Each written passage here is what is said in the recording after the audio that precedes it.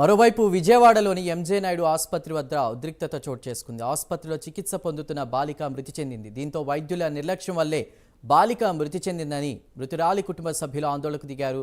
ఆసుపత్రి ముందు బైఠాయించిన పోలీసులు మృతురాలి కుటుంబానికి న్యాయం చేయాలని డిమాండ్ చేశారు. దీంతో అక్కడ పరిస్థితి ఉద్రిక్తగా మారింది.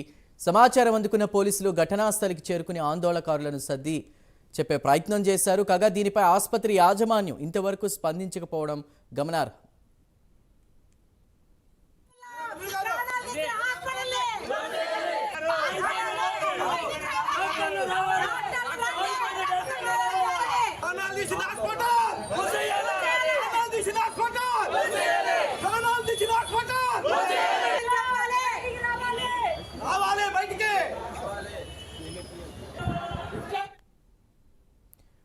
విజయవాడలో ఎంజే నాయుడు హాస్పిటల్లో ఒక బాలిక వైద్య నిమిత్తం కూడా వెళ్తే అక్కడ చికిత్స పొందుతూ కూడా మృతి చెందింది. దీనికి కారణం ఆసుపత్రిలో ఉన్నటువంటి వైద్యుల నిర్లక్ష్యం వల్లే బాలిక మృతి చెందినట్టు కూడా అక్కడ ఉన్నటువంటి వాళ్ళు ఆందోళన చేస్తున్నటువంటి పరిస్థితి.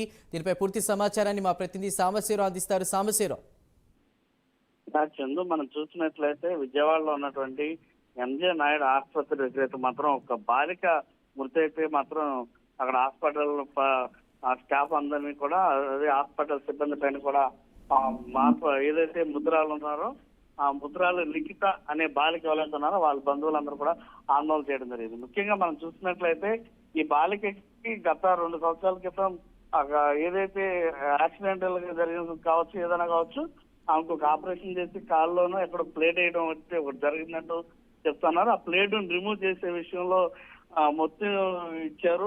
ఆ క్రమంలోనే ఆపరేషన్ థియేటర్ లోపు వెళ్లే ముందే ఆమె చనిపోయిందంటూ కూడా బంధువులు ఆరోపణ చేస్తా ఉన్నారు. అదేమంటే ఆమెకి ఫిట్స్ ఉన్నాయి అంటూ కూడా ఆపరేషన్ చేసే ముందు ఫిట్స్ వచ్చినాయి, అందువల్ల ఇలా జరిగిందంటూ కూడా చెప్పారంటూ కూడా బంధువులు అయితే ఆరోపణలు అయితే చేస్తా ఉన్నారు. మొత్తం మీద ఇక్కడికి చేరుకున్నటువంటి, అంటే విజయవాడ నగరానికి చెందిన బాలిక కాబట్టి అత్యధికంగా అక్కడికి చేరుకున్నటువంటి బాలిక ముద్రాలి బంధువులు ఎవరైతే ఉన్నారో వాళ్ళందరూ కూడా హాస్పిటల్ యాజమాన్యాన్ని పైన దుయ్యబడుతూ, అదేవిధంగా హాస్పిటల్ సీజ్ చేయాలంటూ డాక్టర్ ఎవరైతే ఉన్నారో వాళ్ళపైన చర్యలు తీసుకోవాలంటూ కూడా నిరసన వ్యక్తం చేయడం జరిగింది. సమాచారం తెలుసుకున్నటువంటి ఆ పోలీస్ సిబ్బందితో పాటు అదేవిధంగా విజయవాడ డిఎంహెచ్ఓ సుహాసిని కూడా రావడం జరిగింది. ఏదైతే దానికి సంబంధించి ఏది ఆర్థోపెడిక్ కావచ్చు, ఎన్ఎస్కేసీ కావచ్చు, ఇతర వైద్య బృందాన్ని కూడా తీసుకొచ్చి విచారణ అయితే జరుపుతున్నారు. మొత్తం విచారణ అయిన తర్వాత పూర్తి వివరాలు వివరిస్తానంటూ కూడా సుహాసిని కూడా చెప్పడం జరిగింది. అప్పటి వరకు కూడా మృతదేహాన్ని అయితే మాత్రం పోస్ట్ మార్టం నిమిత్తం గవర్నమెంట్ హాస్పిటల్ కూడా జీజీహెచ్ కూడా పంపించడం జరిగింది.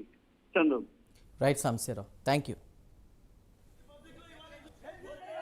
ఇక్కడ ఎవరెవరైతే ఇక్కడ వాళ్ళకి వైద్యం ఇచ్చారో, అలానే సర్జరీ ఆపరేషన్ చేసిన వాళ్ళని, అట్లనే మత్తు ఇచ్చిన వాళ్ళని, అట్లనే ఐసీలో ఉన్న వాళ్ళని, అక్కడ ఉన్న టెక్నీషియన్స్ వాళ్ళందరినీ కూడా వాడితో మాట్లాడి ఆ కేస్ షీట్లో ఏమైతే మందులు రాశారో, ఎలాంటి ట్రీట్మెంట్ ఇచ్చారో అవన్నీ కూడా తీసుకోవడం జరిగింది. వాళ్ళతో మాట్లాడటం జరిగింది. వాళ్ళందరి దగ్గర నుంచి కూడా స్టేట్మెంట్స్ కూడా తీసుకోవడం జరిగిందండి.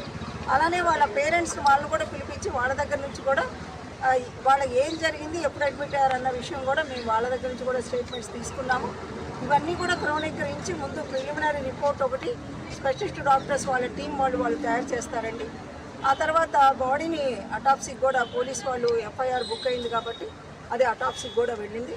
సో అటాప్సీ రిపోర్ట్ కూడా వస్తే కానీ ఆ స్పెషలిస్ట్ వాళ్ళు ఏది అనేది కంక్లూజన్ అని ఇచ్చి రిపోర్ట్ ఇస్తుంది.